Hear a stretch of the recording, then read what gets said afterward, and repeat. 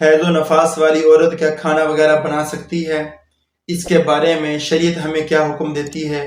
آج کی ویڈیو میں ہم آپ کو بتلائیں گے، ہمارے ساتھ رہیے گا، انشاءاللہ بہت فائدہ ہوگا۔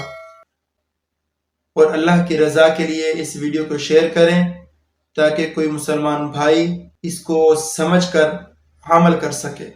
اعوذ باللہ من الشیطان الرجیم، بسم اللہ الرحمن الرحیم۔ وَيَسْأَلُونَكَ عَنِ الْمَحِيضِ قُلْ هُوَ أَذًى فَاعْتَزِلُوا النِّسَاءَ فِي الْمَحِيضِ صدق اللہ العظیم۔ مسلمان بھائیوں، اللہ تعالیٰ نے کچھ فطرتی چیزیں انسانوں کے اندر پیدا فرمائی ہیں۔ اس فطرتی چیزیں جو اللہ کی طرف سے پیدا ہوئی ہیں وہ خود بخود زندگی کے ساتھ لاحق ہوتی ہیں اور اپنے وقت پر آتی رہتی ہیں اور جاتی رہتی ہیں۔ آدمی کو فطری چیزیں پیش آئیں تو شریعت نے ان کو تنہا نہیں چھوڑا، بلکہ ہر مسلمان مرد عورت کی رہنمائی فرمائی ہے کہ ان ایام کے اندر آدمی کیا کرے اور کس طرح ادا کرے، اس وقت عمل کیا کرنا ہے۔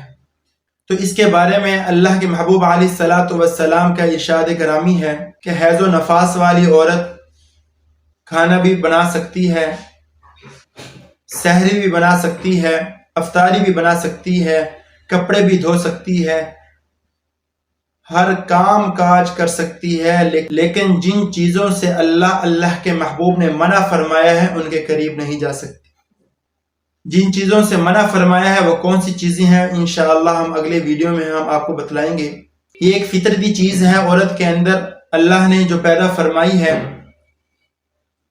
لیکن زمانہ جاہلیت کے اندر لوگ اس طرح کیا کرتے تھے، حیض و نفاس والی عورت کو تنہا کمرے کے اندر بند کر دیتے تھے، نہ اس کے ہاتھ کا پکا ہوا کھانا کھاتے تھے، نہ اس کے ہاتھ کے دھوئے ہوئے کپڑے پہنتے تھے، نہ اس کے ہاتھ سے لگی ہوئی کوئی چیز استعمال کرتے تھے، بلکہ اس کو درندوں کی طرح تنہا کمرے کے اندر بند کرتے تھے، کھانا پینا بھی وہیں اس کو دیتے تھے اور بدسلوکی اس کے ساتھ کی جاتی تھی اور بد مہذبی کے ساتھ اس کے ساتھ رویہ اختیار کیا جاتا تھا۔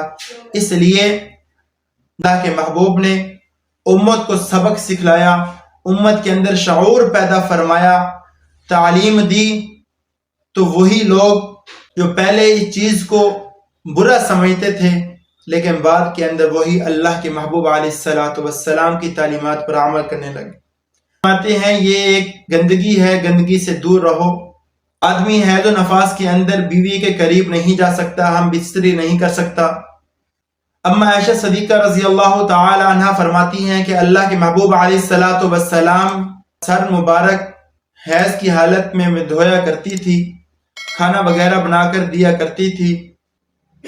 تو محبوب علیہ السلام نے فرمایا کہ گندگی اللہ نے تیرے ہاتھوں میں نہیں رکھی، تیرے پاؤں میں نہیں رکھی، تیری زبان میں نہیں رکھی، بلکہ وہ ایک فطری چیز ہے جو انسان کے ساتھ لاحق ہے اور اپنے وقت پر آتی رہتی ہے۔ اس لیے ہمیں بھی چاہیے، اللہ نے ہمیں دین عطا فرمایا شعور پیدا کرنے کے لیے کہ والی عورت کا ہاتھ کا پکا ہوا کھانا بھی کھا سکتے ہیں، اس کے ہاتھ سے بنی ہوئی سحری بھی کھا سکتے ہیں، اس کے ہاتھ سے بنی ہوئی افطاری بھی کھا سکتے ہیں۔